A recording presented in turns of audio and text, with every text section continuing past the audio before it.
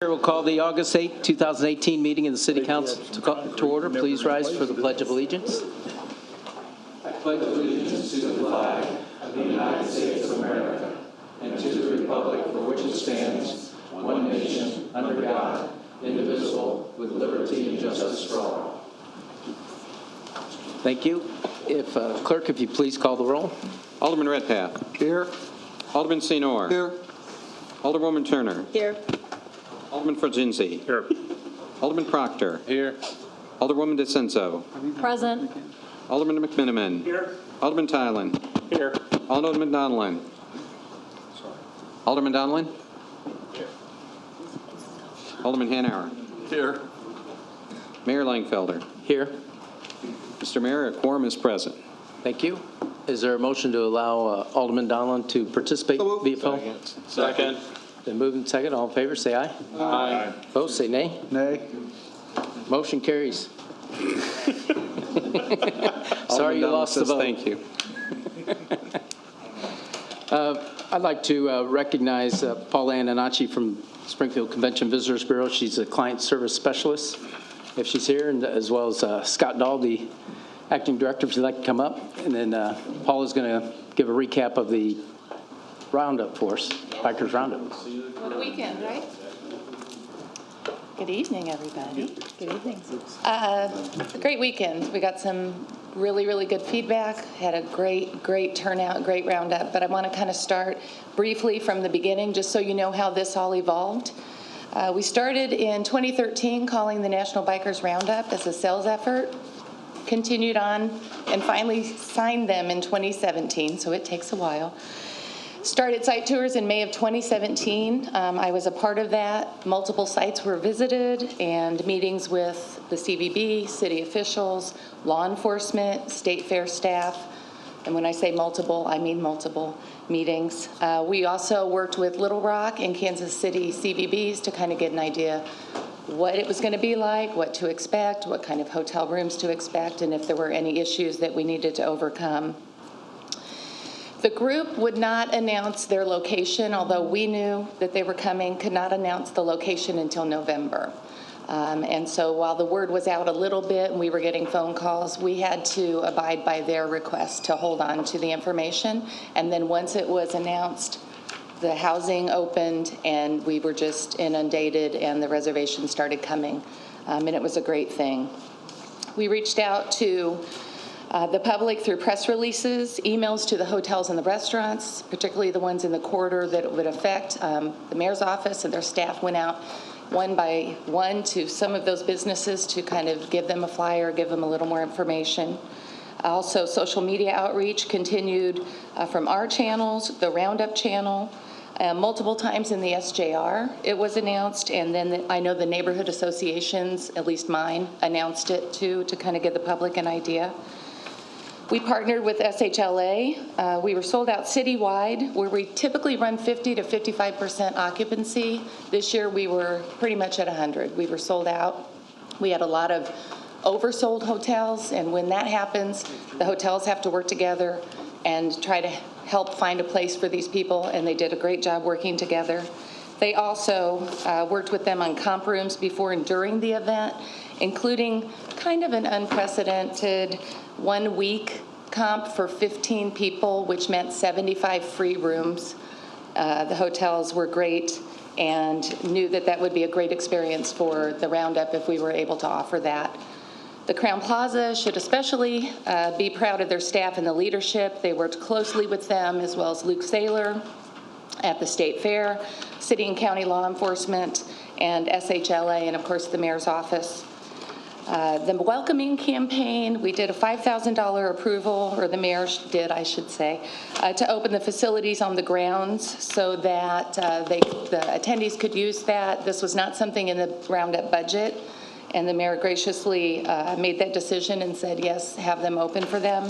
We handed out buttons to the hotels for the staff to wear, as well as to give to the attendees when they checked in.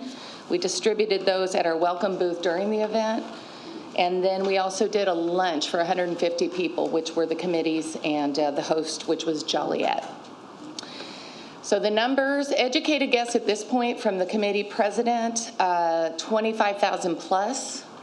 And I'm not sure that they'll give us a better number than that, but we were expecting that, 5,000 to 6,000 daily. So we're right on target with that. The hotels, we're waiting for the STAR report so that we can see what occupancy was last year at this time versus this year. It will give us a better idea of the hotels along with the pickups. And then lastly, the feedback from the organizers. The president of the organization said Springfield was at 110%. The Crown received a personal phone call from a committee member thanking them for the outstanding time they had. They said the fairgrounds worked out great. They'd love to see us lobby for it to return, which normally does not happen. But the setup at the fairgrounds and the feedback of the city made it possible. So they will be considering us again, which is part of our job to keep calling on them. But they may come back sooner than they normally would. And then from the attendees, which to me is the important part, great venue, awesome time as always. I hope Kansas City is taking notes. We had a wonderful time. Springfield, round of applause. You all did great. Springfield was the best in a few years. Thanks so much. And lastly, great venue, great hotels, one of the best roundups I've attended. So all in all, good, great feedback, and it was a good effort by everybody. So I'm really happy that I had those people to work with. So any questions? I think if you could, you were part of the initial calling group that brought them here, so congratulations. And when they were here, they gave you kudos, so we appreciate Convention Visitors Bureau working with the hotel lodging group as well as others. And I did talk to Darren Dane, the president of the hotel lodging group, and he said the taxes generated just for Friday and Saturday were $26,000 more than what's anticipated in their budget, which was ranges about 55% occupancy. So great work. We really appreciate it. All right. See you at the next round. And then Scott, if you would like to come up. Scott Dahl started Monday. Well, Jim, Yes. in reference to the biker roundup, Sure. I'm kind of disappointed because it was like, I knew it was coming, but it was like, we want to get them in and get them out before anybody knows that they're here. It was, I mean, I'm kind of, I don't know, speaking for myself, I don't think it was, and not to belittle anything that you did, but I don't think it was very well advertised. I didn't see any big welcoming signs. I didn't see any billboards welcoming them, and so I don't know what the outreach was, and maybe I missed it or I wasn't in the right places to look at that. And I heard there was a problem with the restrooms being open. They didn't have the restrooms open on the grounds, and I was out there, and if you didn't go out there, you missed quite a sight, because with the mobile homes and the motorcycles and the trikes and the spiders and the four-wheelers and the golf carts and the other vehicles that were out there, it took us about 45 minutes just to get in the fairgrounds. And I don't know if there were any incidents that occurred.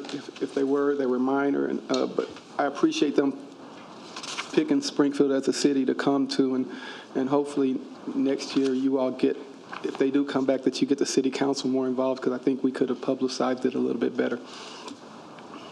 Alderman Fulgenzi. Yeah, I talked to maybe 15 or 20 people that were involved in it, and they seemed to think that Springfield was one of the better venues that they've had. They really appreciated the fact that the fairgrounds was near the metropolitan area, because normally they said in a lot of cases they get put out into an open field, quite a ways from the metropolitan areas. And they said that they thought it was one of the greatest attended, well, not attended, but it was one of the greatest venues that they've had. So they all appreciated it. Alderman Turner.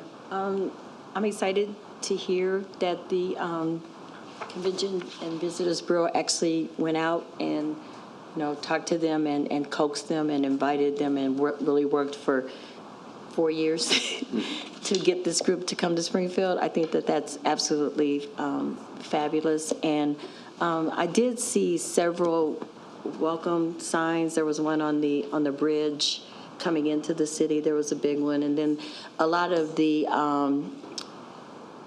businesses had welcome signs, big signs that were on their businesses, and it wasn't just on the north end, like on Sangamon Avenue. There were a lot of them that were closer into the city. And I heard nothing but good things about Springfield from not only visitors, but also there are several motorcycle clubs in Springfield, female as well as male, and all of them talked about, how great it was to have them here, and how they actually came out and interacted with, with the residents in Springfield, and really went out and patronized the businesses. I know there was, an anecdotal stories. I know everybody has one, but one of the gas stations on the entryway said that he did more business on that first day that they were here than he had done all the whole last week. And, I had other, stories like that from others as well. So I'm excited to hear that you actually went out and talked to this group about coming to Springfield. And I'm glad that it was as successful as it was. And I know that when people think about, a motorcycle roundup coming, but it really was a very family-friendly event. I mean, if you were out there, you saw people of all ages, and, so it was like little infants to, adults, teenagers. So it really was a very family-friendly event, and they did a great job of integrating themselves into the city, while they were here. So thank you for your efforts. Alderman Redpath? This was a total success. I want to tell you, this was huge. I spent my time going around Alderman Turner and I's ward, butt up to each other at Dirksen Parkway and Stevenson. And the hotels were full, and I stopped and talked to some of the groups over at the Country Inn and Suites next to the Shell station, and talked to them about it, and they were ecstatic. I mean, they loved it. I did, and I seen some welcome signs too. Also, I remember back in the days when we had Carcraft and that kind of stuff, where things got tore up in the North End and stuff. This group was amazing, and everybody I talked to from the North End to the South End thought it was a great event. And I did hear a few things about some businesses said, what, we thought we'd get more business out of it. But I think a lot of the way that they're set up is that they come and they cook food for themselves, and they have those things already set up. So I think a lot of the businesses, the gas stations had to be doing crazy business, because when I went in on Saturday before I went to my farm, I stopped in there and the gas pumps were backed up at the Stevenson Drive stuff. So major success for Springfield. I'm very pleased. It was good for everybody, and we're looking forward to them coming back. So thanks. Yeah, I think you hit on a couple key points, as well as Alderman Turner and Fulgenzi. With regards to the banner over Clear Lake, we had one printed by a sign company, and then also coming in off 6th Street, the lighted marquee there. But the other thing is the business support. I drive around, and there's several restaurants on Stevenson Drive, other locations that had a welcome sign posted, which was appreciative. But really, two things. One is the bikers, and Alderman Fulgenzi's an expert. He's right across from the fairgrounds. He stocked up, I'm sure, with food and that, but they stayed on the grounds. I think it's an event that stays on the ground for the most part. During the day, they'll drive around, and then at nighttime, they stay there and have activities and things of that nature. So it's a combination. But the other thing was the $30 to go into the event, because I had some locals say, well, it's $30 to go in, and so they didn't bother going in because, and I think the reason for that, they want to make sure they're motorcycle enthusiasts that want to go in and really enjoy that atmosphere. But I think it's more of a for the roundup themselves, but I'm sure when they do the wrap-up meeting, that's one of the things they'll ask about, how much integrations, do we have enough with regards to the community, things of that nature. But the media did a great job of getting the word out. We've gone door to door, which was mentioned, and did to the best of our ability, but you can't beat social media with regards to advertising anything, and anybody can do that.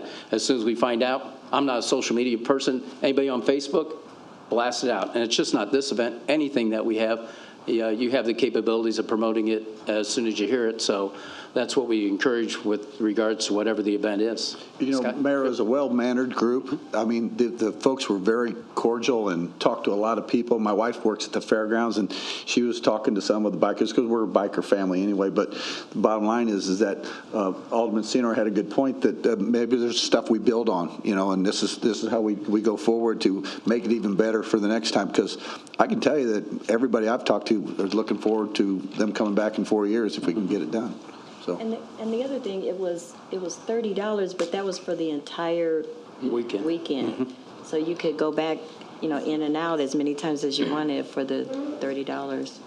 And 20 if you belong to a club. If you wore your colors together. Yeah, 20. Scott? Well, good evening. Welcome back. Alderman Turner, good evening. Again, good to see you all again. As Alderman Turner said, you know, these kind of events do take years, for sure. And I want to commend Paula on her services and the entire SCV team on the package they put together. And, you know, there's a lot of details, and there were very, very few issues. Right. So when we look at the overall, so they should be commended. Paul is an example of the professionalism that's at the CVB and the team that we have in place right now. I spent the last 3 days going one-on-one with the team members, and I tell you what, we have a great team down there, and look forward to moving forward with that. Also, we did have a booth out at the fairgrounds as well. The SCVB did, so there was a booth out there. But again, very, very proud of the team and what they accomplished, and looking to have many more down the road, for sure. Great. Any other questions or comments? Thank you very much. Next, I'd like to call on Director Mahoney to give an overview of the parking meter process. There seemed to be some confusion, so I thought to get everybody on the same page, ask Director Mahoney to speak to that entire process, if you would, please. Hey, just give them to me. I'll pass them out.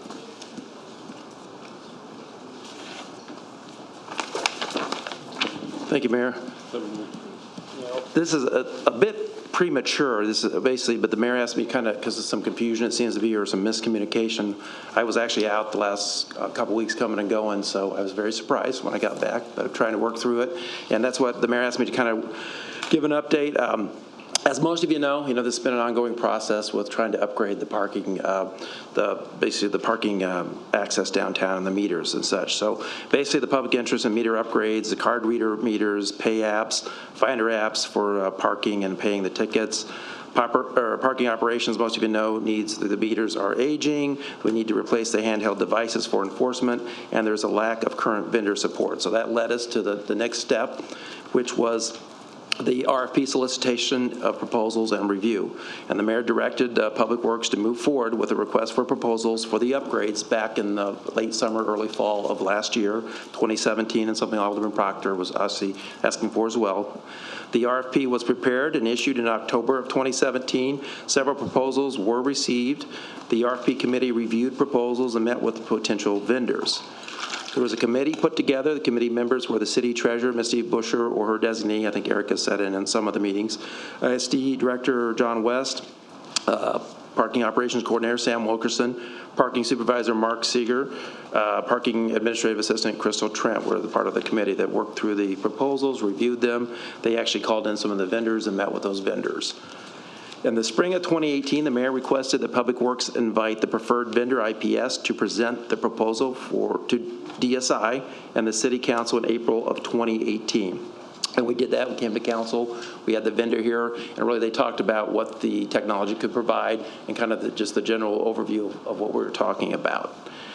At that point, it was clear there was a lack of interest in really the parking rates to increase them to pay for the proposal, which led us to our current discussion, which is really where we are right now.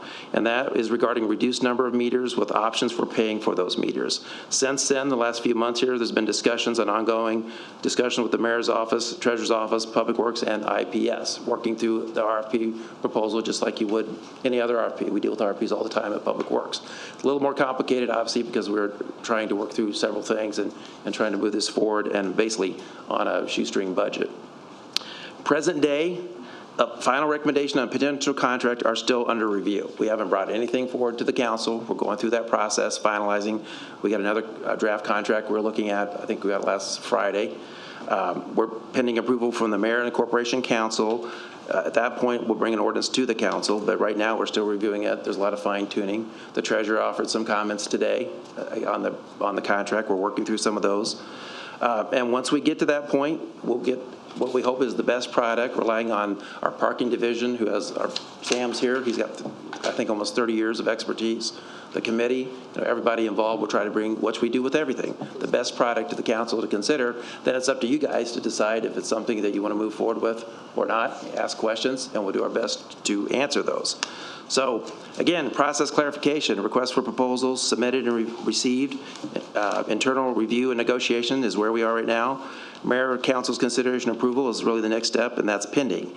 And just so if anybody ever needs to get a hold of me, I'm pretty easy to get a hold of, and I think most of you know, if you call me, I'm going to call you back, and I'm going to try to get you the information.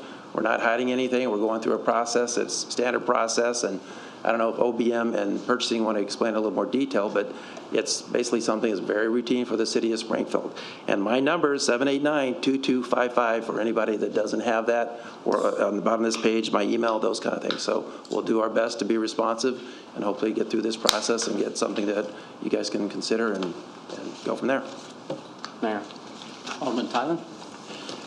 Mark, I guess some of the things that I was a little bit concerned about when I saw the story in the SJR isn't necessarily the flow of information, it's the information that was provided.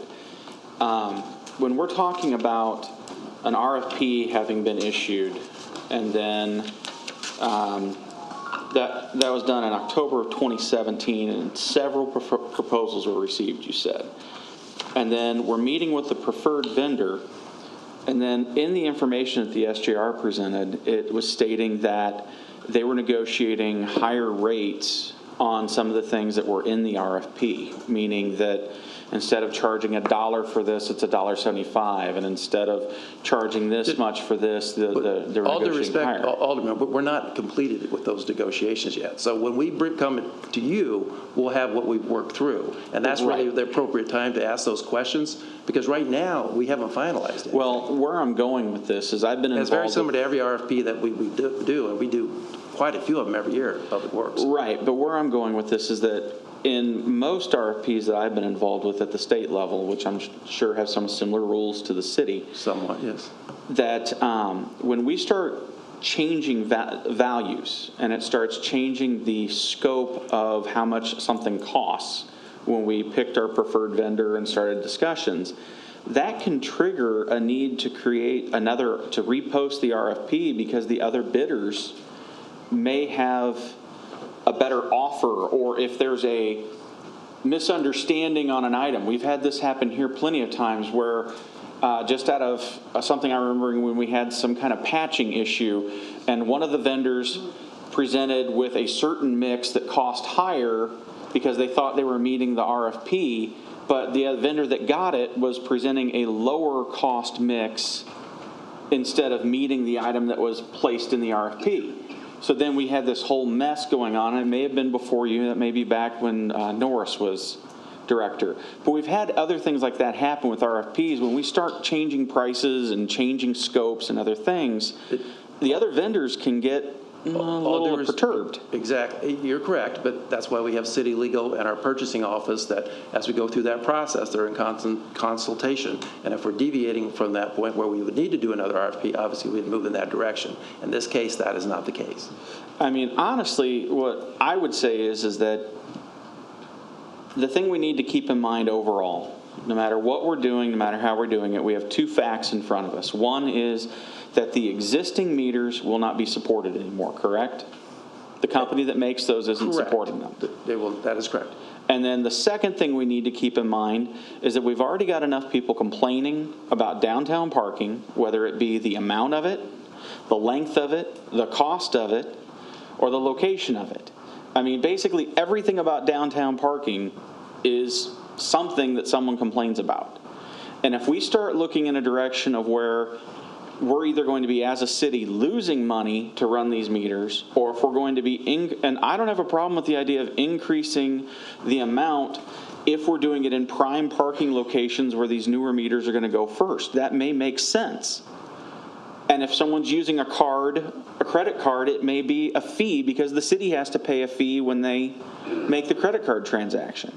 With all due respect, Alderman, yes, we are aware of all those comments you just made, and we're working through that process. And when we bring you a proposal, it will address all the points that you made. I think, real quick, with regards to the change of pricing, it's probably because went from 800 meters down to 200. I think That's that probably has an correct. impact. We're hitting So those target it was- areas the Alderman was referencing. So And those going high back use to of- what the service level, I think everybody's in agreement, something has to be done with the parking. And so that's part of the analysis. Actually, DSI, when they received the latest presentation, they had 2 other scenarios to run. So really, that's the frustration of this whole thing. That's why you get everything locked in together and then present it all at once so everybody's on the same page. And so since it's played out in the media and everywhere else, that's where we'll have to take a look at it. We come back with the 200 meters on the pilot program, if we come back with that. If we do, that's an option. We can put it back out there. But really what it's supposed to address is bringing us to the 21st century with regards to accepting credit cards, which Alderman Proctor would like to do, all of us would like to do. I know he thinks a better method just plopping a e-pay system on the meters, but really what we want to do is the meters need replaced. They need to coincide with the handhelds. You might as well take a look at what your options are. That's why they looked at the various vendors. The committee came back with the one, and that's where you'd hope would have happened in the whole process with the committee review, is vet everything out. Typically, that's what's happened. You vet out all the scenarios. But unfortunately, that didn't happen, so we're in this position as how we go forward. And if we feel comfortable moving forward with the pilot program, we'll bring it forward, and then the council will have that decision to make. Well, we don't like the price, and we do like the structure or whatever. But what was clear when they gave the presentation, I think everybody's in agreement.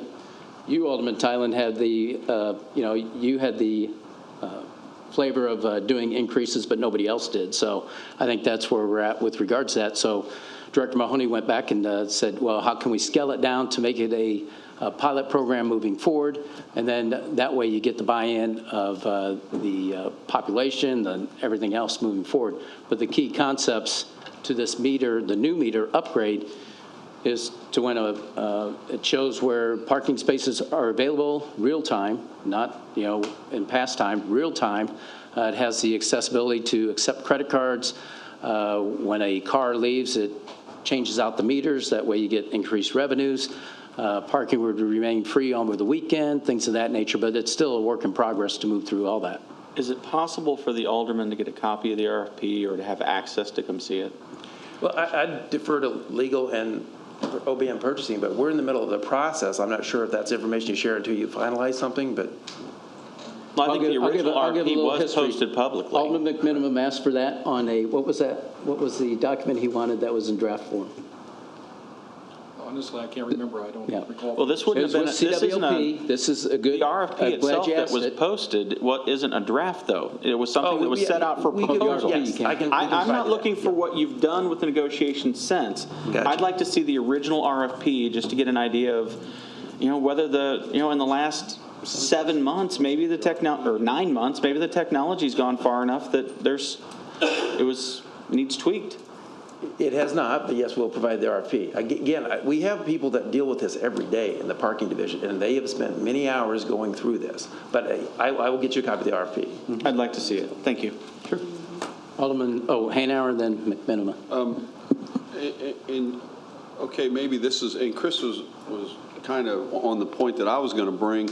So if, at this stage, if we've selected a vendor based on, let's just say 1,000 meters or whatever it is, and now we've said, well, we're only going to do 200 or 250 or whatever, then you almost have to go out to all the other people that bid it to see if we might have a vendor that could come in cheaper because they don't need the bulk, To me, that's changing the scope, so you have to go out and do a best and final or something like that. I think that we got to be careful there. The other part is, okay, so my understanding is this system uses a different credit card system than what we currently use now at the city, and we got to be careful. That's not correct. And when we bring you the proposal, we'll answer all those questions. but there's a lot of options. It's not, we're trying to talk about a moving target at the moment because Right. we're finalizing the documents on it. And why RFPs are used a lot of times is because you can work through that process, whether it's 800, 200, whatever it is, type of thing, that you can have those discussions. And again, I defer to legal and purchasing and OBM, but we defer to their guidance on that. And we have the flexibility through the RFP process to have those discussions. And that's what's been going on. We could go back for another RFP, but it's probably not going to, it'd be more time and resources that are very limited right now to get us probably to the same point. And that's why you do an RFP, is because you can have those discussions and you can make adjustments going through that process. And Mark, my only point is, if we're using a system now for credit cards, we need to try to make sure we stay with that system. But who said we're not going to? I'm just saying that we got to make sure we're going to do it. Nobody has said that. Okay, well, I mean, I would hope that was in the RFP that we have, and, you know. Well, through the RFP process, I mean, if we get a better deal, then probably it makes sense to save the city money and go that route. But again, it's not final. There's a lot of options that have to be discussed, and then I think, of course, bring it forward to you guys, and then if you have questions in, I guess what I'm trying to say is we have not finalized anything to bring to you to go through that process and answer the questions, because there's no document out there. Okay, I'll just hold my questions until we get it, you know, and we'll go from there. Alderman McMiniman. Mayor, up until this last week, I think you've been doing a great job on this, and I still think you're doing a great job on this. Thank you. You know, this council has the ultimate authority to say no when we vote on it. We've done that several times during your administration. We've done it twice with the... Hard to believe. That is hard to believe. It's all in the presentation. With the Y block, I remember, you know, 3 years ago, we said no, don't do that RFP. Then with the park, we said, we tabled, we said no. Thanks for bringing up all those bad memories. I'm having flashbacks. The point I'm trying to get to, though, is that I think there's a real risk and a real danger in interjecting in the internal process of an administration. The administration has got to have the freedom to think through their proposal and then bring their best proposal to the council. Right. And then at that point, we can say yes or no. But to make an internal process public, I think we don't want to set a precedent here and start doing that with all the RSPs and with other contracts. I think there's a real risk there. So sorry, Mark, this has happened to you, because you run a good department. And I also want to say that I think you've done a good, transparent job on this parking issue, because let's recall, you didn't have to bring what the stage that this was at in April. You had the preferred vendor come to the city council in April and make a presentation to us. And you got feedback from that presentation, and based on that feedback, you were making changes, which was commendable. I remember Alderman Senor and I, we talked about that presentation in April of 2018, and what we talked about was maybe we should take meters off the streets. And that's where you're headed now. What I'm hearing tonight, that's kind of where we're headed. Analyze that. I remember also, not only did we have a presentation at the city council, but we also had a presentation to Downtown Springfield, Inc. And I remember 3 aldermen attended that, and for self-education. And that was called transparency. You're trying to show the different options and the different ramifications of different approaches. And it's sad that somehow this has become a sinister process, because I don't think that was really what was in the works. I think what you're doing, Mark, is positive, and hang in there and give us your best ideas. And if we don't like your best ideas, then we can reissue the RFP or do whatever we need to do. Alderman Redpath. Director, so we put out the RFP and we came in with a low bidder. Is that how that took place? Or? Yeah, well, it's through an RFP process, not a bid process. So there's a number of variables. But yeah, on the cost, there's a few of them that are pretty close on the cost, but there's a lot of variables in there you got to look through. So but again, I don't want to get into all that right now. So will all the vendors be able to look at whatever, because it's all about what we want. And if we put out a proposal, this is what we want, we shouldn't be, and I'm not saying you are, we shouldn't be negotiating with one vendor $1 here to $1.70, and I don't know the clarification on that yet, but It's a little more complicated than that, Alder, because you're right, there's different service levels, those kind of things, but that's working through the parking division. There's a lot of things to take in consideration, not just with this kind of RFP, but there's obviously their experience, credibility, performance levels, those kind of things. So there's a lot of things, and all that we'll lay out to you when we bring a proposal to you. We'll tell you why we chose this vendor, why we negotiated with them from that point on to go down to the 200 meters. So we definitely have not identified a specific vendor to this point. No, we were working with a specific vendor because that was the one we brought forward was the preferred vendor. But that's my point. My point is if we already identified a vendor and after the RFP process is over, we're negotiating now? That should have taken place before we got. The RFP process is not over until we bring it to you to approve or disapprove. So But it is we're working through that. It is if you're already working with the vendor.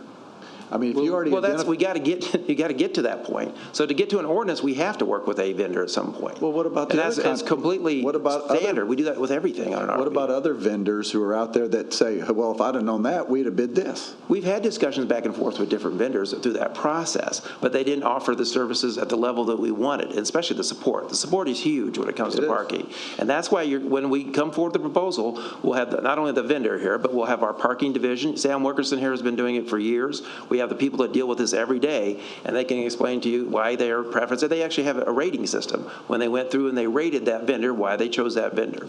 Well, my next question is, are you going to bring us more than this proposal? Are you going to bring us ideas to replace the old meters? Are you looking at that at all, or are you just going to, or is this the only way we're going to go? We're going to give you a professional opinion on what we think is the best approach. If you guys say you don't want to do it, that's fine. I wish you told us sooner, but we'll work through it. And we didn't know about it. We didn't know about it until a week ago. Well, the whole concept, the final version we'll bring to you, and if it's something that you don't want to move forward with, obviously you have the final decision.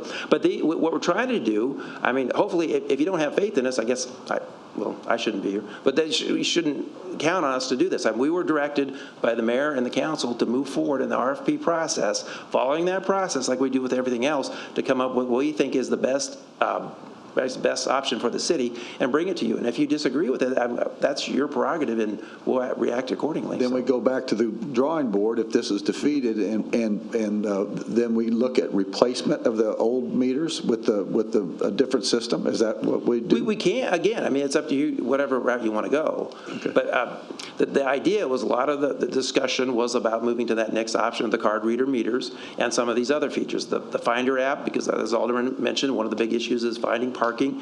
At least the perception that's out there. This provided that. So what we're looking at is all these options. Now you compare back those options, and we may bring it to council when you disagree and say we don't want to go this route, and we'll adjust it and go back. And if we have to, we'll even go back to the drawing board. But that's the decision of the mayor and this council.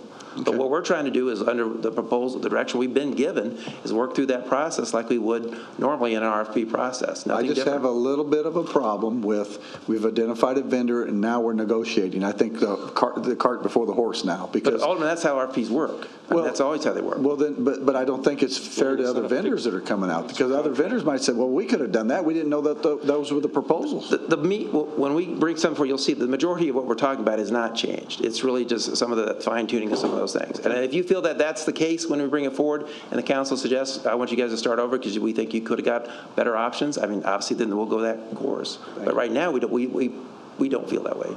And the one contract that points to that is the coal contract. Alderman Turner asked for we were in negotiations during that whole process. She wanted to see it, and we said we're in the middle of negotiations. So this is not a precedent. That's been going on, as he said, RPs all the time.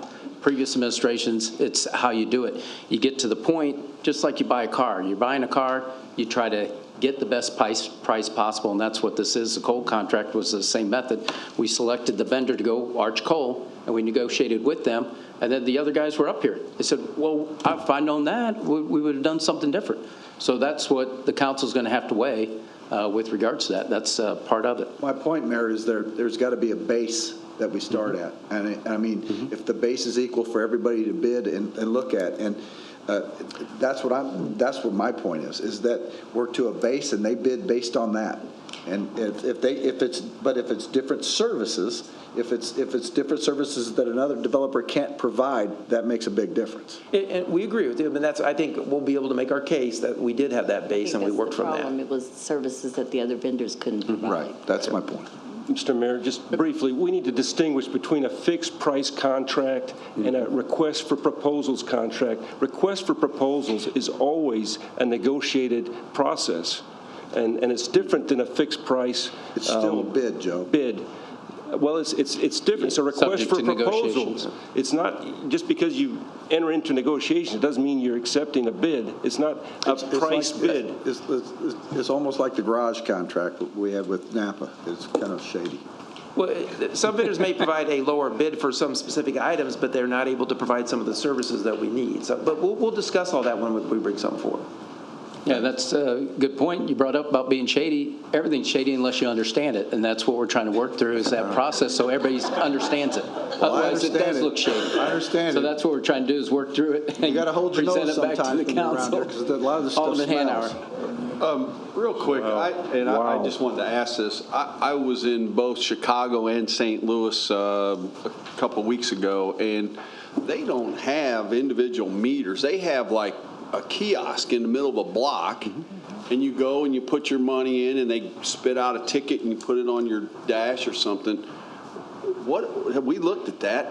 I mean, that might be a way that where you don't have the Yes, machines. we have looked at that, and we've discussed that. And the public, a lot of public opinion polls show that a lot of people don't like, unless they're used to it in certain areas. And St. Louis has some of those. They don't have those everywhere. Somewhere they got individual like we do.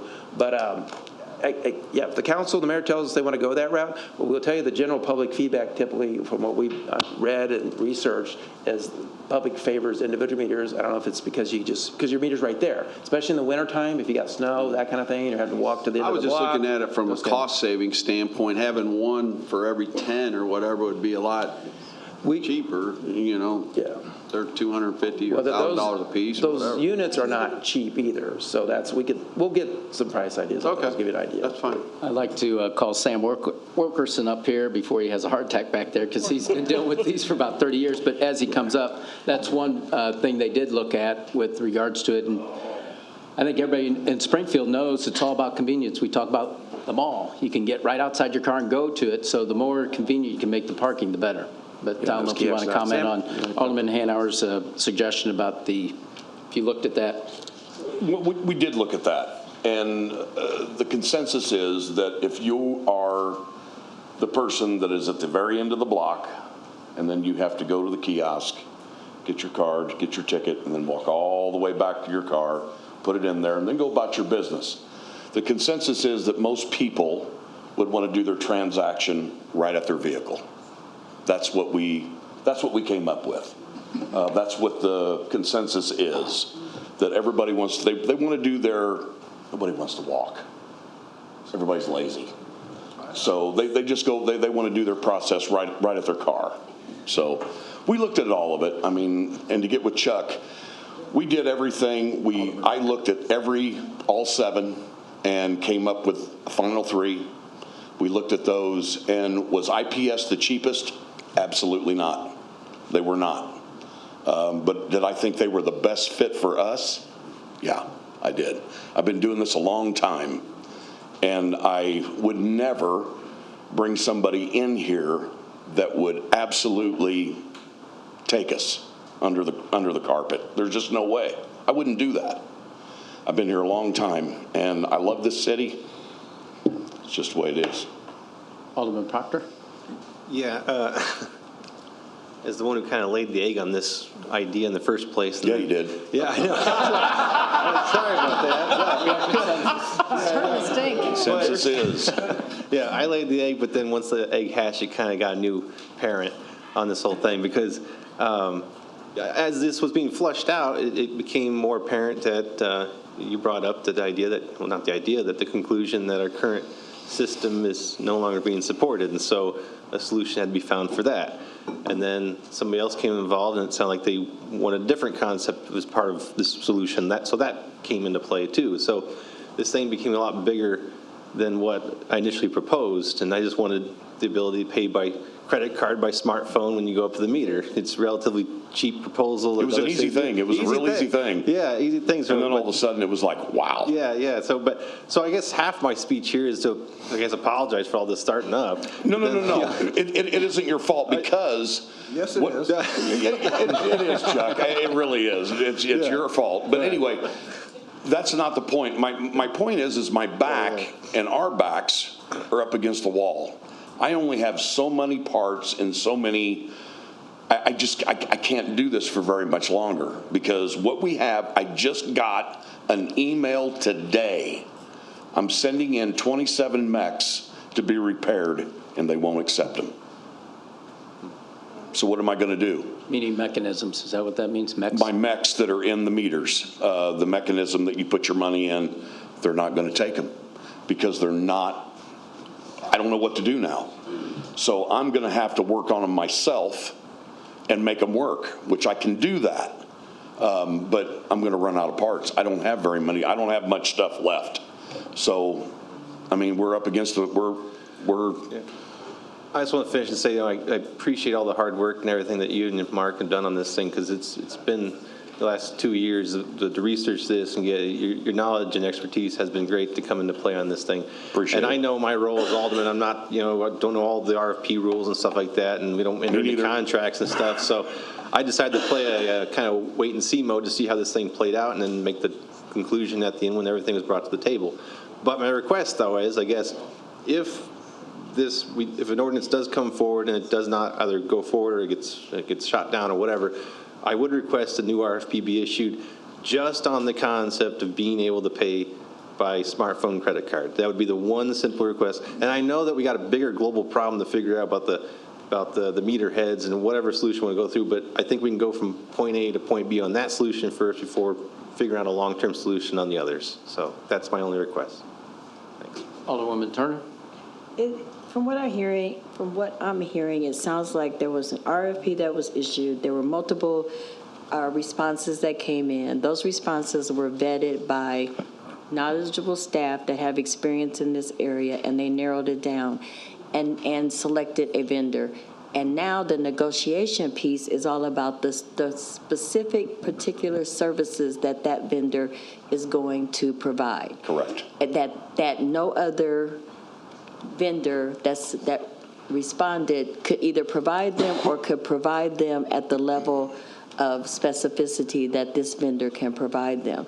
So I really think that this whole, and I'm not saying that people shouldn't ask questions and they shouldn't want to know more information, but it seems to me that this is a very premature discussion, because I don't know that it's our responsibility to, during a city council meeting, try to negotiate what's going to be in and out of this specific contract that we will at some point see coming forward. So, and I really think that it's unfair of us to try to, throw shade or look at Public Works staff with a side eye like they're doing something that's underhanded, because it just seems that they're doing their job and they really didn't have a final product to bring to us for us to vet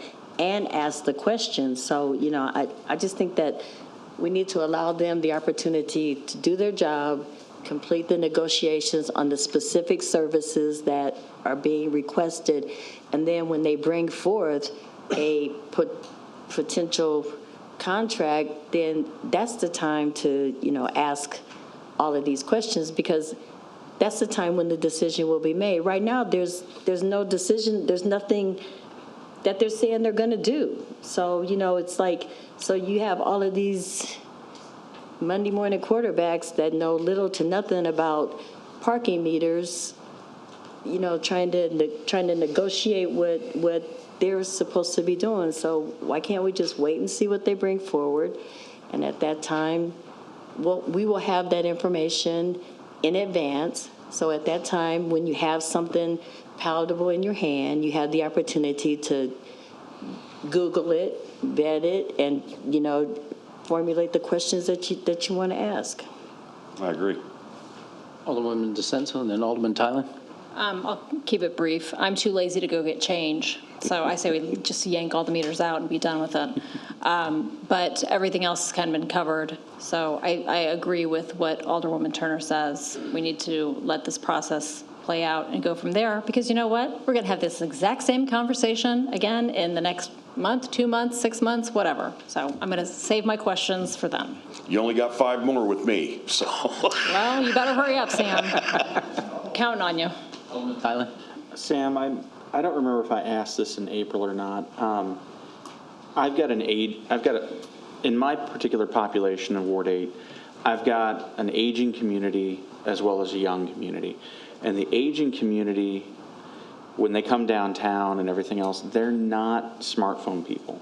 Mm-hmm. And I think that you recognize that as well. Absolutely. And I guess my one concern, and I don't remember if I got an answer on this or if I even asked the question, when I've been in other cities that have had the smartphone meters, they didn't have the option of putting coins in them as well. Is that the way the technology is going on these that you're looking at? Are there dual machines? Are there just? It's coin acceptable and credit card acceptable. Okay, so we wanted to keep the new generation, the millenniums, they all live on their cards. Me, I live on cash. So I have money in my pocket all the time, and I know, and most everybody that comes downtown, that's what they've been used to. They know that they got to have change, or they get a cash key now that's not any good anymore, but because it is discontinued. Mine just works. So we're 19th century here, and we need to go to the 21st century with this stuff, and you're really getting close. That, like Kristen said, we're almost ready to just pull them all out because they're not going to work. So, you're going to have to some way come up with that money that you're going to take out. So that's up to y'all. Any other questions or comments? Very good. Thank you very much. Okay. Sam, thank you. Thanks, Sam. And Mark. Yep. Next is Director McCarty for presentation of the first quarter's report.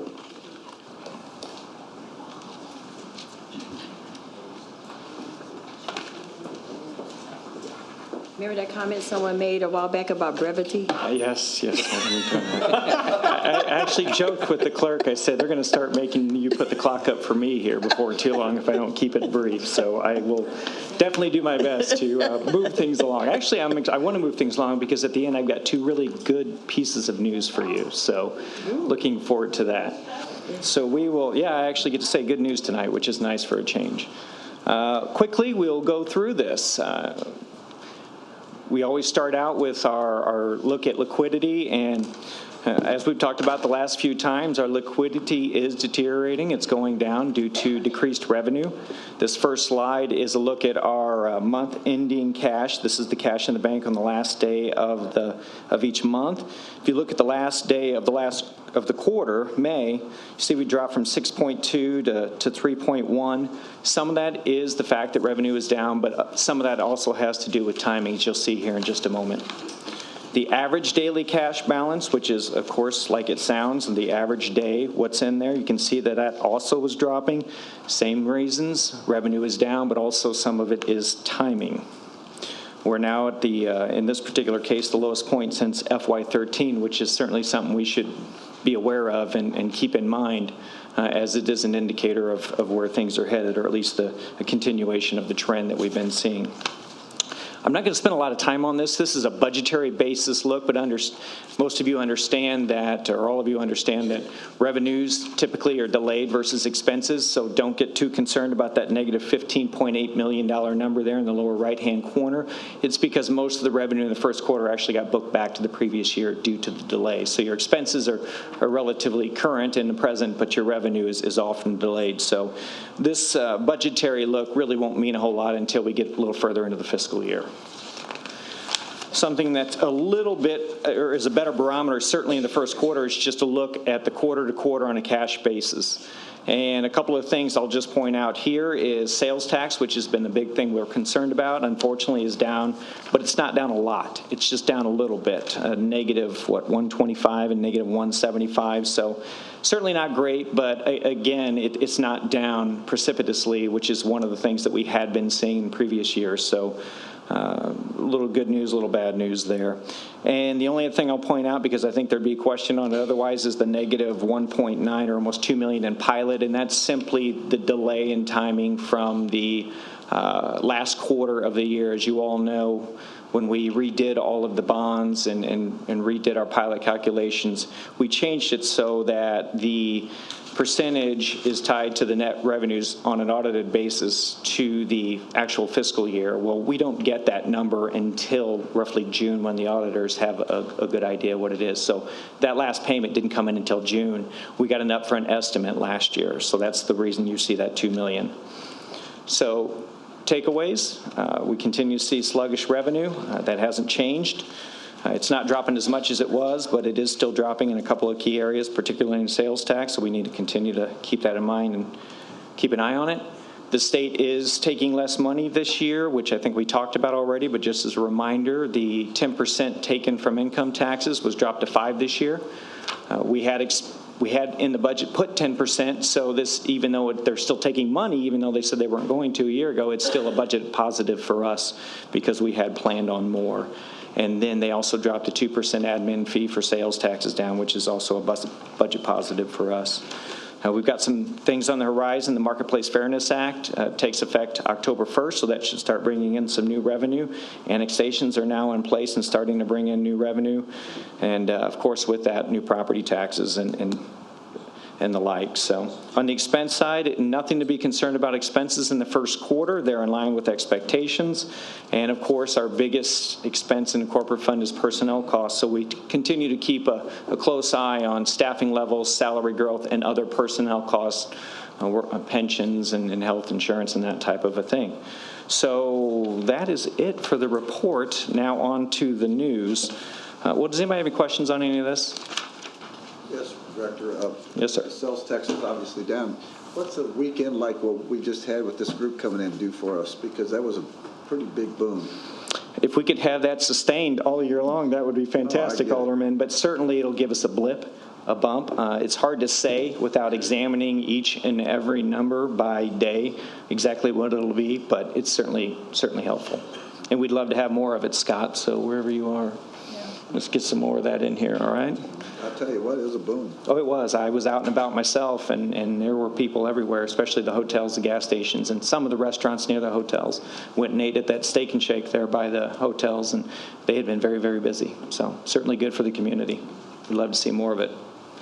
And like was said by the Hotel Lodging Association, they said hotel taxes were up $26,000 just for Friday and Saturday, based on last year's numbers of the years before. So, and you saw the number of motorcyclists staying on the fairgrounds. So when they went to the stores and bought food and gas and everything else, you're going to see a significant increase. You know, and to follow up with that question, Mayor, I know the hotel and motel associations had trouble over the years getting the state rate changed in comparison to other areas. Is that something that we're working on, or Scott, do you know that? Because that is a significant downside to Springfield, because we're not getting the same thing that they're getting in Chicago and other areas, because it's been stagnant, I think, for several years. Am I right about that? Right. That's something we've been lobbying the legislature with, and Scott will continue to do. Thank you. Mm-hmm. Thank you.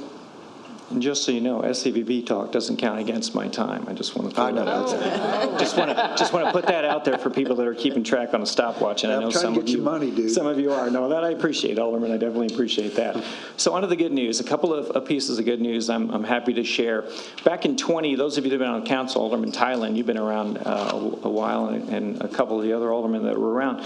you will remember that we ran into an issue with Oak Ridge Cemetery. And with the cemetery, it was discovered that the previous administration for at least 10 years had been utilizing the endowed care fund to subsidize the operations of the cemetery, which really, from a state perspective, a state statute, and even internal policy perspective, is really not permissible. The purpose of the endowed care fund is for perpetual care of the cemetery after the burial plots are sold, as a source of money to take care of the cemetery. So what we instituted at that time was a payback plan for the endowed care fund, which was hundreds of thousands of dollars in the hole because of the fact that that money had been used. And I'm happy to report that that has been repaid. I just got word today that the endowed care fund has been made whole in its entirety, and we can now begin to look at utilizing the dividends and interest, which is allowable for ongoing annual operations. And so we're talking about $125,000 or so a year that we can now put in operations, which will certainly help the fact that we've been subsidizing from the corporate fund. So very, very good news. And kudos in addition to the positive, the negative, we're offsetting that too. So that's a bigger boost than just that. Right, absolutely. It's very good news. Well, definitely kudos then to Public Works Director Mark Mahoney and to Mike Lellis for sticking to the plan and getting us here. Well, and with all due respect, I'd like to give my staff credit as well, because number one, we instituted it, and number two, our chief accountant, Ramona Metzger, has been on this and has been tracking it the whole way. So, and the other piece of news, IMRF accelerated payments. Approximately a year ago, this process ended. As you all know, under the previous council, we noticed and brought to the mayor, who then brought it to the council, the fact that we had started to get billed by IMRF with some pretty hefty amounts. We dug into it. We discovered that the purpose of that was a new law that allowed any major increases over 6% for IMRF to come and give us a bill up front rather than paying it out over time as you normally would. Well, what we discovered was that an ordinance passed in 2003 that allowed for individuals to sell their vacation time back early was the major culprit in this fact, and these numbers being what they are. So, again, it was tabled under the previous council. One of the mayor's first initiatives when he came on board with all of you was to revisit this issue. And within a few months, the council had approved the elimination of this. Now, the only stipulation was that instead of it being immediate, there would be about a 2-year phase out of it. You had to indicate to the city by May 31st of 2016 that you would retire no later than May 31st of 2017. So the other day I was looking at this presentation, thought we'd go back and look at the numbers, and this is where we are right now, is where we've been to this point. So 2013, when it was just getting started, you see 488,016 individuals we got billed for, and then it ramped up. High point was almost $2.5 million in 2016. So the average was about 30 individuals that retired every year we got an accelerated payment bill for. Those were individuals who had cashed out their vacation and sometimes had cashed out their, or in some cases, comp time with it, or separately. But either way, the net effect was about $1.4 million we were paying a year. If you take away the 488, it's actually north of $1.5 million a year. So that was those fiscal years. Where are we at so far in fiscal year 2019? About what, almost 6 months into it? We've had 2, and we've been billed $42,000. Where are we, or what has happened since May 31st of 2017, over 12 months ago?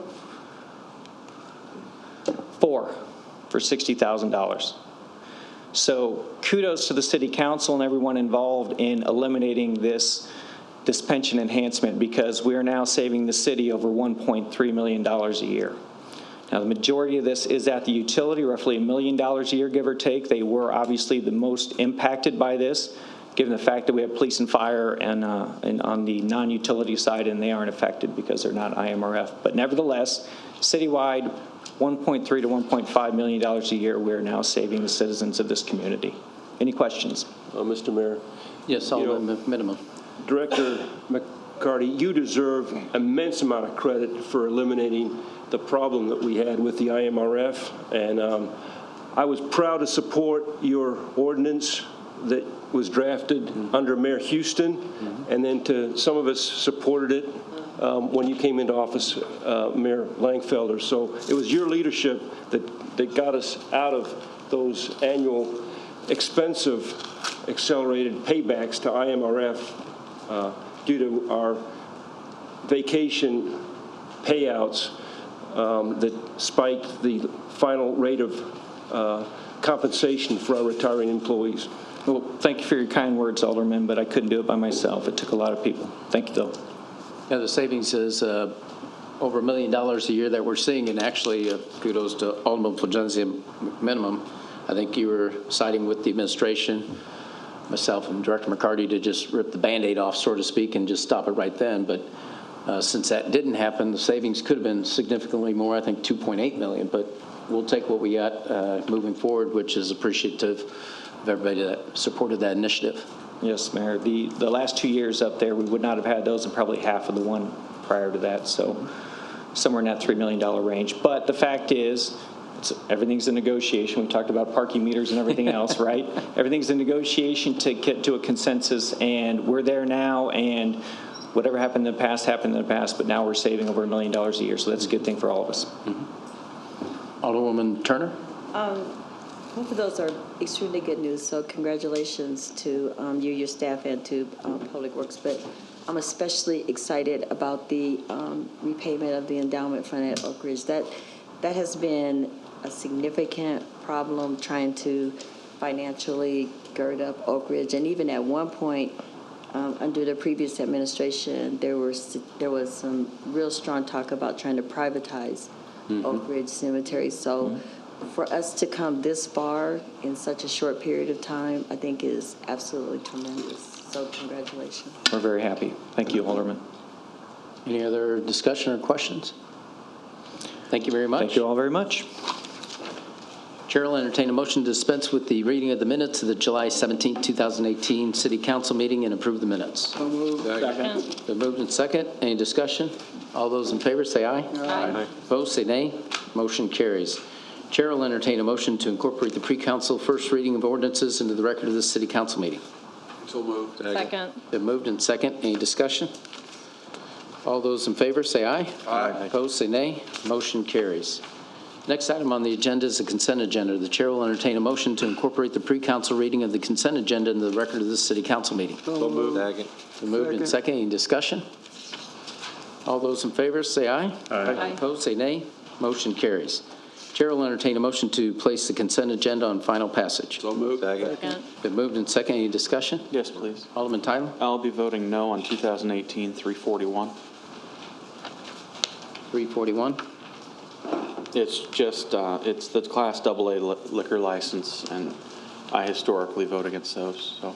Okay. It's nothing personal on the business or anything, it's just I don't approve of them. Mr. Clerk, I'm a no on that also. Okay. Any other discussion? All those in favor of the consent agendas, vote yes. Those opposed, vote no. The voting is now open. Alderman Donnelly? Alderman? He's yes. And the consent agenda passes 10 voting yes, none voting no, with Alderman Tylen and McMinimum voting no on 2018-341, and Alderman Fulgenzi voting present on that one. Agenda numbers 2017-103, 2017-266, 2017-435, 2017-436, 2017-489, 2018-005, 2018-110, 2018-141, 2018-247, 2018-285, 2018-322, and 2018-340 remain tabled in committee. Is there any action on any of those? Mr. Mayor, I'd like to make a motion to take 2018-340 off the table for the limited purpose of a discussion which I believe you wish to initiate, Mr. Mayor. Sure. Thank you. Been moved How and many votes are required for discussion on a tabled item? Is it the same as trying to bring it out for any other motion, or? And but that still leaves it does it also still leave the item as tabled, or does it just create the? I think that just on a purely Robert's Rules of Order process, if a member makes a motion to discuss a certain item, that would be a majority vote. That does not change the status of a specific ordinance or piece of legislation as being tabled in committee. It's just to discuss a certain subject. So 6 votes? It would be a majority to have a discussion. Mm-hmm. Okay. But it would result in just a discussion. It wouldn't be, vote or action in relation to No action on it, but discussion. that. That is Stays correct. as tabled, but there's discussion. Mm-hmm. So it's moved in second. Any discussion on the motion to bring 2018-340 out of committee for discussion? All those in favor say aye. Aye. Opposed, say nay. Motion carries. Next item on the agenda is 2018-330, an ordinance authorizing the You should probably do the discussion now. Because we're not moving it to consent. Okay. It's still just do it now. here. 2018-340, a resolution authorizing an advisory question of public policy for submission on the ballot for the general election to be held on November 6, 2018, regarding Capital Township.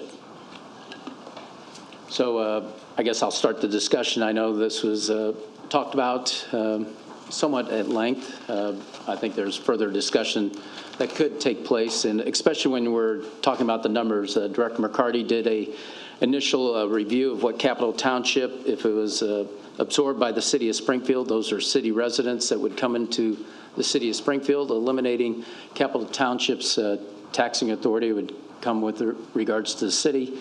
And from his analysis, it would save at least $500,000 for our taxpayers. And so hopefully we have as much scrutiny as this process moves forward as we had on the parking meters. I mean, so we discuss about the need for saving $1. We're talking about $500,000 each year for the taxpayers of the city of Springfield, and that's what the state statute intent of abolishing a township was for. Capital Township boundaries pretty much mirror Springfield's. And so I understand some council members are uncomfortable with putting it on the ballot for confusion. So I'm going to have the initiative to put forward a petition drive to put it on the ballot by the, getting enough signatures to place it on a future ballot of a future election. So I don't know if anybody has any questions or discussion, but I wanted to make everybody know that's my intent to move the initiative forward. Alderman McMenamin. Mr. Mayor, I strongly support your idea to put this question on the ballot, on the April ballot, when city officials will be elected. I think it's a pertinent question which all alderman candidates, sitting aldermen and challengers to aldermen weigh in on this question of whether the township, if dissolved, goes to the county or goes back to the city with full representation by city elected officials rather than by county elected officials to control the money that's raised entirely and strictly from city property owners. So I commend you for taking the initiative. Many folks have told me that they will help you circulate petitions. There's aldermanic candidates who will circulate a petition to put this question on the ballot as they circulate their own aldermanic petitions to get on the ballot. And I think you'll get lots of support throughout the community. And I just commend you for taking the initiative and getting it on the ballot in April of 2019. Thank you. Any other discussion? And today is the last day if you wanted it for November. Okay, yep. Just if. Right. And To that put came on the up in ballot committee. today, it'd have to That be is passed correct. by the council to put it on the November ballot. But actually, I think, thinking about it, I think the city election would be just as pertinent. Alderwoman DeSenza. Will this be a binding referendum or just another question? That's a good question. I will be having discussions with our legislative leaders and asking that it would become binding if petition drive is successful at a city election. And how But many? it depends if we can move it through the legislature. So Okay. How many signatures would be needed? I think it's a little over 3,000. Is that true? That's what I've heard, Mr. Mayor, 3,000 roughly. Alderman Tylen? I tried looking into the issue just to kind of understand what the cost to the average person living in Capitol Township would be, depending on which way we went. I didn't just make a decision one way or the other. I tried to do my own research. And one of the things that I found, and I never got a complete answer on, was that if Capitol Township went to the city of Springfield, does that automatically trigger every house in Capitol Township needing to be reassessed? And whenever there's a reassessment, it always raises the property tax value. I've never heard of an assessment where they've gone out and it's gone down. So everybody that lives in Capitol Township, from what limited research I was able to do, it looks like it would increase their property taxes while it may decrease other things like you're talking about the total effect at the city level and other things of that nature. That, I think, to me, is something that the public deserves to know before we go very much forward on this. They need to understand what happens to them with each direction. And I think if somebody were to lay things like that out to where people understood what the true cost of this would be to themselves, it may be helpful.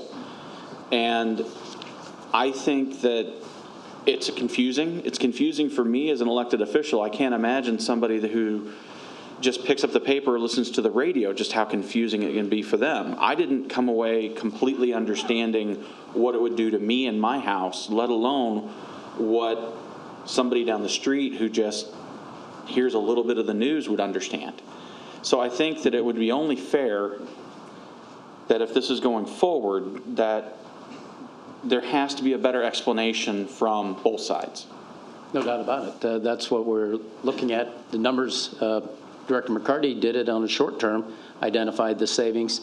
It hasn't been done on the county side, and keep in mind that the township subsidizes the county on some salaries, things of that nature. So we'll look at it and really look at the numbers and crunch them. I mean, that's what I meant by comparing this to the meter. You know, we went feverishly and analyzing that before it was out, but Capitol Township, we just kind of gave it a pass. So really, this will be a greater discussion, and that's what's important when we come to the city election.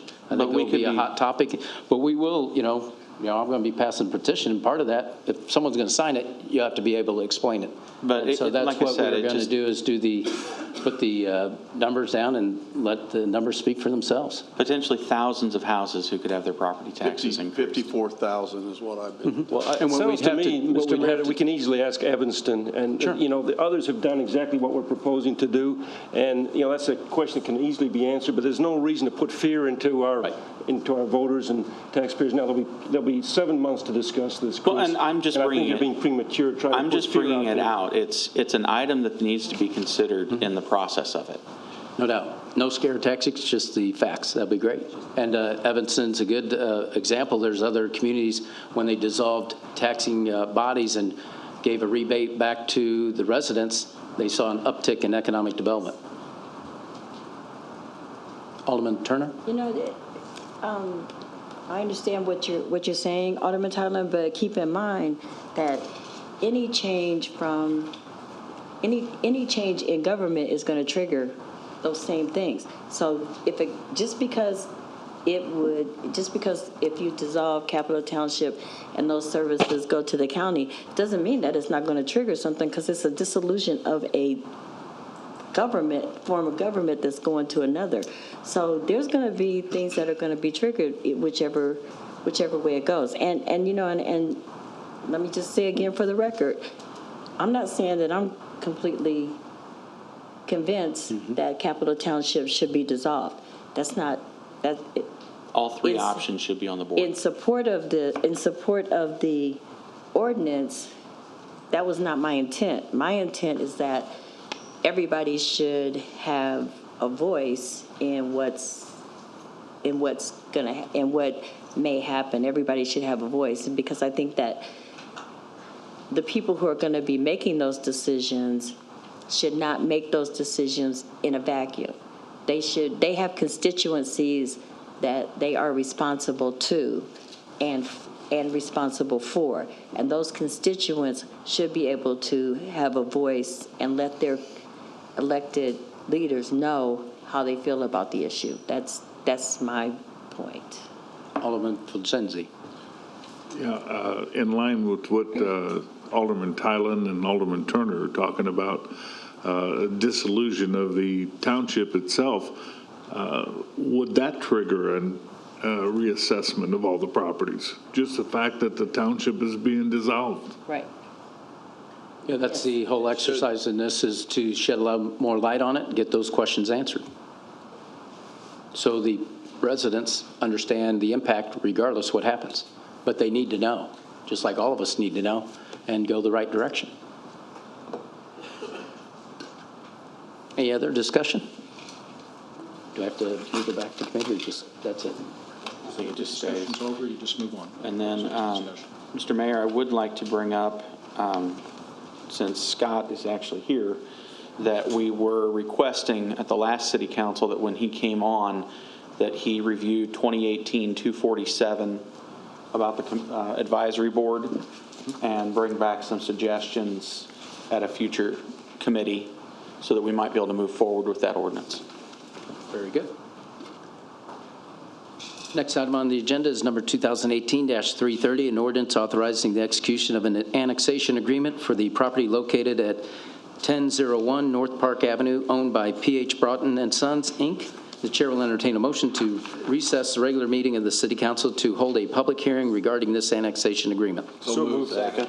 Been moved and second. Any discussion? All those in favor say aye. Aye. Opposed, say nay. Motion carries. Public hearing is now open. Does anybody wish to address the City Council regarding this annexation agreement? Chair will entertain a motion to adjourn the public hearing and reconvene the regular meeting of the City Council meeting. It's been moved and seconded. Any discussion? All those in favor say aye. Aye. Opposed, say nay. Motion carries. Chair will entertain a motion to place agenda number 2018-330 on final passage. So moved. Second. Been moved and seconded. Any discussion? All those in favor of the motion, vote yes. Those opposed, vote no. The voting is now open. And the ordinance passes. Donlin voted yes. 11 voting yes, none voting no. Next item on the agenda is number 2018-332, an ordinance authorizing the execution of an annexation agreement for the property located at 7685 Canterbury Drive, owned by TCZ Properties, LLC, Series Canterbury. The chair will entertain a motion to recess the regular meeting. Mr. Mayor, you skipped 331. Oh, 331. Next item on the agenda is number 2018-331, an ordinance. What's that? I blame Lasco for you skipping that. Annexing certain described real properties located at 1001 North Park Avenue, owned by P.H. Broughton and Sons, Inc. Chair will entertain a motion to place agenda number 2018-331 on final passage. So moved. Second. Been moved and second. Any discussion? All those in favor of the motion vote yes. Those opposed vote no. The voting is now open.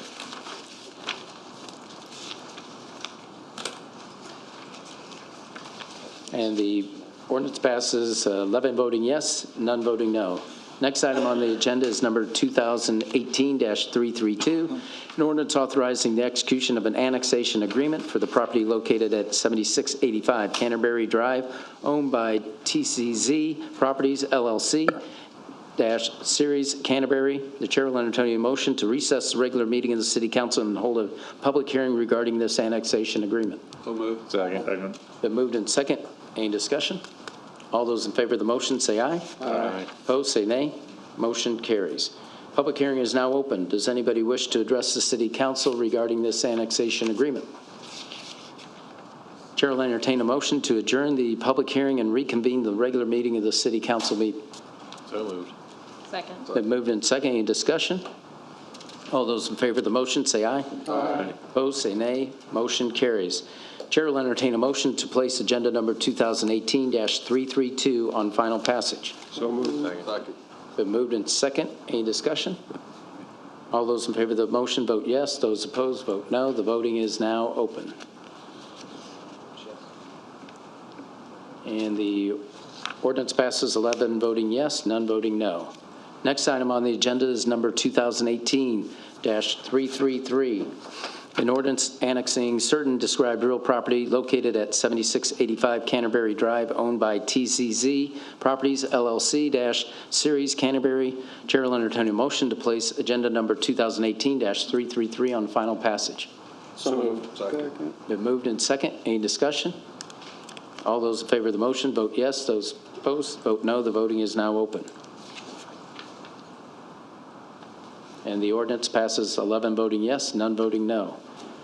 Next item on the agenda is number 2018-344, an ordinance authorizing execution of a professional services agreement with Downtown Springfield, Inc. for an amount not to exceed $50,000. Chair will entertain a motion to place agenda number 2018-344 on final passage. So moved. Second. Been moved and second. Chair will entertain a motion to amend agenda number 2018-344. So moved. Second. Been moved and second. Discussion on the proposed amendment. Can you read that? Yes. Essentially, OBM had pointed out to us that we really needed to stylize it as a grant agreement instead of a professional services agreement. Has the same requirements and so on, but the money the City Council adopted actually was in the grant. Am I saying that correct, Bill? It's in the grant line item instead of the professional service line item. Yeah, that's correct. It was budgeted in a grant line, not a professional service contractual 1,200 line. Any discussion on the amendment? All those in favor say aye. Aye. Opposed, say nay. Motion carries. Discussion on the ordinance as amended. All those in favor of the ordinance as amended, vote yes. Those opposed, vote no. The voting is now open. And the ordinance passes 9 voting yes, 1 voting no. Next item on the agenda is number 2018-364, an ordinance authorizing acceptance and execution of a grant number 19-751029 from the Illinois Department of Commerce and Economic Opportunity under the Local Tourism and Convention Bureau Grant Program in the amount of $492,513, with matching funds required in the amount of $246,256.50, beginning July 1st, 2018 through June 30th, 2019, and authorizing a supplemental appropriation in the amount of $492,513 for the Springfield Convention and Visitors Bureau for emergency passage. Chair will entertain a motion to place agenda number 2018-364 on emergency passage. So moved. Second. Been moved and second. Any discussion? Mayor, I'll be. Alderman Hanauer. Just, we've done this, I think, the last 3 years, and I had some members of the media asking why this had to go to emergency. Could someone give us, I guess, I thought it was the timing of it. Yes. That is correct. If you, It happens every year. Yep. yeah. It's the state. It's just the timing. I asked my team today, and it's the timing of it. There's a 7-day window to either return the grant or to process the grant, and so that's why it goes on emergency passage each year. Okay. And it's the state, not the city. It's the state. Yes. Yes. Okay. I thought so just wanted to clarify. Any other discussion? Alderman Tylen and then Senor. Mayor, so you understand, I am voting present. This is my employer. Very good. Alderman Senor. Is this a grant of $492,000, or is it a grant of $246,256.50 with the city matching $246,250? Yeah, it's the grants of $492,000 from the state, and then we match $246 from hotel lodging or motel tax. Correct. So is the total amount they're getting? Is the total amount you're getting $492,513, or is the total amount you're getting the $492 plus the $246 from us? The 492 from how I understand it. Okay. Right. It's just confusing the way this is written, because it looks like they're getting $738,000, but you only get. Is that correct, Director McCarty? Yeah, that's correct. To get the grant be eligible, we have to match by 50%. So the total program amount for this is the two added together, but the 200 and some thousand is the city portion. The grant itself is the 492. So the total they're getting is $492,513. From the state, that's correct. From the state. Yep. Any other discussion? Very good. Thank you very much. It does require 8 votes. Okay. And you need Any other discussion? All those in favor of the motion, vote yes. Those opposed, vote no. The voting is now open.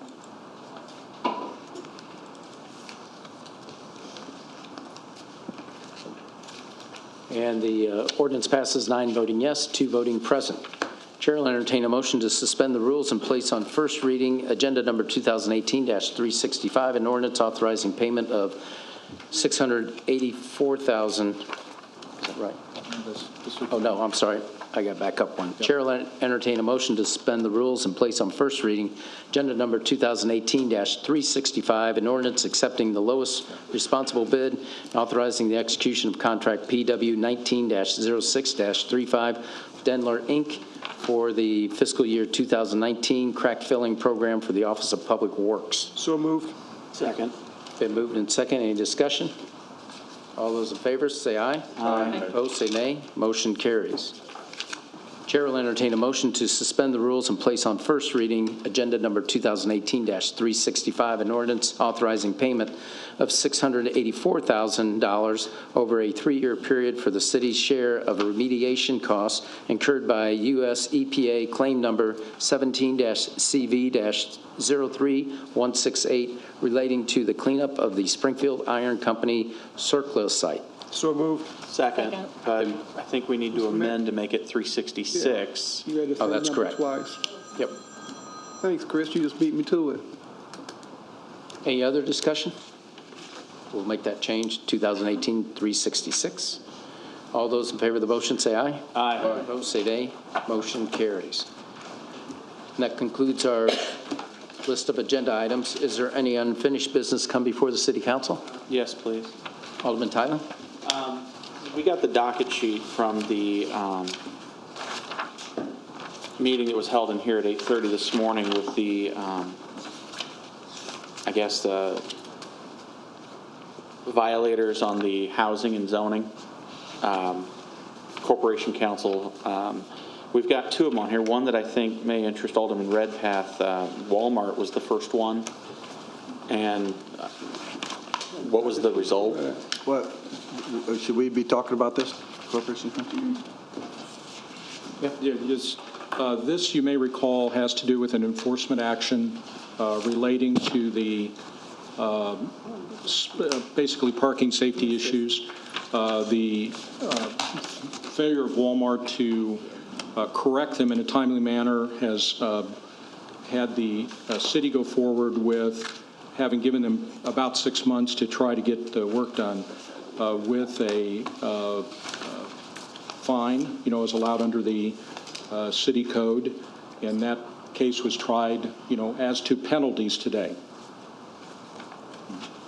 Okay. And they have indicated they are proceeding. They are going to put barriers and so on. The attorney indicated today he thought within 30 or 60 days. But we will probably end up filing another case tomorrow because of the same issue. Thank you. But they're aware of that, and the city really has bent over backwards trying to work with them, trying to give them opportunities to try to self-correct, the situation. I appreciate your efforts on that. Thank you. And then we had former Alderman Bob Vos came in about the railroad, and I see there's 10 different parcels that were addressed today with the railroad properties. And what we are going to do with Public Works, and they have been doing a very excellent job with this, but we are able to get fines, and what will end up happening is we will end up pursuing, they have the opportunity to basically correct, and generally they have, but after 3 citations, if there's a pattern, we can continue to then actually get fines and not have to just continually cite them. So working with Public Works, we will, through that administrative court process, work on trying to hold them accountable when there's just a continuing pattern. Thank you. Very good. Any other unfinished business? Yeah, Mayor. Alderman Proctor. Yeah, and along those lines, I do have a copy of all those cases that were pending this morning about the the 3rd Street Rail Corridor with Union Pacific. It's just an unfortunate situation where they're just not being good neighbors is the problem we're dealing with. But progress is being made. Also, along those lines, we got a call about some high weeds in some of the areas that with the State Fair parade being tomorrow. City property along Factory Road, Ridgely to north, east side of 10th, Black to Ridgely, east side of Trax, Peoria Road, Eastman to North Grand, and 3rd and Eastman. It's been brought to my attention that all these areas have been brought to the attention of Public Works, and Darrell Harris has and Mark Mahoney have gotten contractors out that they're going to be mowing this. I think when I saw Darrell downstairs this afternoon, he said that contractors are out today, but they will be out this tomorrow morning to get that cut in preparation for the parade. So thanks for Public Works for being so diligent in getting that addressed. Thanks for passing along the information. National Night Out was last night, so appreciate all the neighborhood associations that participated, and the aldermen and the public that came out, and especially city employees that made the rounds through the various neighborhoods. So we appreciate that. And then State Fair, ribbon cuttings tomorrow at 3 o'clock. I think the parade, anybody know when the parade starts? 5:30. 5:30, and that's at Lincoln Park, right? Is that, and you can line up along Sangamon Avenue and in the fairgrounds, preferably by the state, I'm sure. Alderman Senor? Yeah, the Illinois Realtors celebrated commemorated the Fair Housing Act of 1968. They had a ceremony, and if anybody hasn't been to the Bicentennial Plaza, I challenge you to go through and walk through and look at the plaques that they have. It's really a nice addition to the city, and I thank them for keeping a presence in downtown Springfield. Also on Sunday, I attended the Purple Heart ceremony that was at the Oak Ridge Cemetery, and kudos to Mike Lellis. And also one of the reasons why that's so important to me is Mr. Tom Jones was very instrumental in making Springfield a Purple Heart city. And also I attended Blacks, Whites, and Blues. Bruce Clark is doing a tremendous job of putting that on. So any support we can give him would be greatly appreciated. And I want to wish Miss Mary Dameron a happy 100th birthday party. We celebrated her birthday on Saturday. And I can't even remember, 100 years old. I think when she was born, the daylight savings was enacted, and the Red Baron made his 80th kill that year. So, a lot of history. Any new business? I would ask Josh Stunkel to come up, the new commander of the police department, and there's a successful hostage negotiation that took place yesterday, and kudos to the police department staff that participated in that. And I don't know what you can share, but if you'd share our congratulations, because that was a very dangerous situation that they helped diffuse, not caused by them, but they helped diffuse it. I'm sorry, what would you like from us on it? Just whatever you'd like to say to that or anything. And he was just sworn in as commander, so I thought I'd put him on the spot as well. Week number 2, trial by fire. So Designated to come tonight. there was an incident out on Seven Pines yesterday. Began about 11:50 in the morning. Officers from the U.S. Marshals Fugitive Task Force were attempting to serve an arrest warrant, felony arrest warrant, on a subject who was armed. Shots were fired. Not by Springfield police officers. The subject fled into an apartment. We responded, our emergency response team, our hostage negotiation team. Lots of officers, lots of cooperation from the state police and the U.S. Marshals. And the subject did surrender with no further action. So. Thank you very much, and please extend our congratulations. Thank you. On time. I just want to say that you guys handled that very, very well. News media obviously jumped on it. It's been a slow week, so all the different media sources were all over the place with that. And I want to say that I think that you guys really helped keep the line on the message being consistent across the board, and there was no confusion, and people understood to stay out of the area, and it was very well handled. To thank the members from the community who lived out there, we were obviously in their way and impacted their lives greatly, so they were all very cooperative, so thank you for that. I apologize for any inconvenience. Very good. Can you clarify if that was a hostage situation or not? Because the mayor stated it was. And I don't think it was. We would not classify it as a hostage situation, no. Thank you. Yep. Thank you. Thank you. Mayor, Alderman I Tyler. had to tried to find the name of the organization, but there are two other things that are going on this weekend. I think one ties in with what Alderman Senior was talking about, the bicentennial, pull up the information here again so I can say it correctly. The Illinois State Museum has free admission Saturday and Sunday in connection with that event, and it's part of the Illinois Office of Tourism Doors Open Illinois program. So obviously that would be a great thing to take your kids down to and be involved in. The other thing that's happening at Washington Park, for those of you who are familiar with the area by the Botanical Gardens, the Angel of Hope statue, they're going to be having, I can't find the name of the organization, but it is a group of bereaved parents. For anyone who's lost a child, they're doing a butterfly release Saturday afternoon. So I just wanted to throw that out there. What time is that? I don't have an exact time or the name of the group. I'm not able to find it right now. Thank you. And then we are going to be having the rededication of the race riot markers. The first unveiling will be next Tuesday, I believe, August 14th at 4:30 over by the Housing Authority. It's on 11th and Madison. Alderman Redpath. We are opening up 11th and Stevenson Road. Wait for you to do that. On Saturday at 10 o'clock. Yep, Yeah. 10 o'clock. Yep. They should have made 11. But I got overruled. You know, 11th Street at 11? Yep. Oh, well, can't have it all. On the 11th. On the 11th, yeah, that's what should happen. But 11. any other comments or announcements? Anybody from the audience wish to address the council? Well, we appreciate your attendance. Motion for adjournment? So moved. Second? Second. All in favor, say aye. Aye. Opposed, say nay. We're adjourned. Thank you very much. Kristen, I spent 5 minutes trying to find the time and the name of them, and I can't find it. I pushed for the 11th. But I wanted to say something, because there are people who go to the park. On the 11th. 11 o'clock? It's a big deal. Well, like my wife and kids, there's a Pokemon event on Saturday, so we got kids, and they're already posting all throughout the Pokemon stuff to avoid Thank you, sir. Washington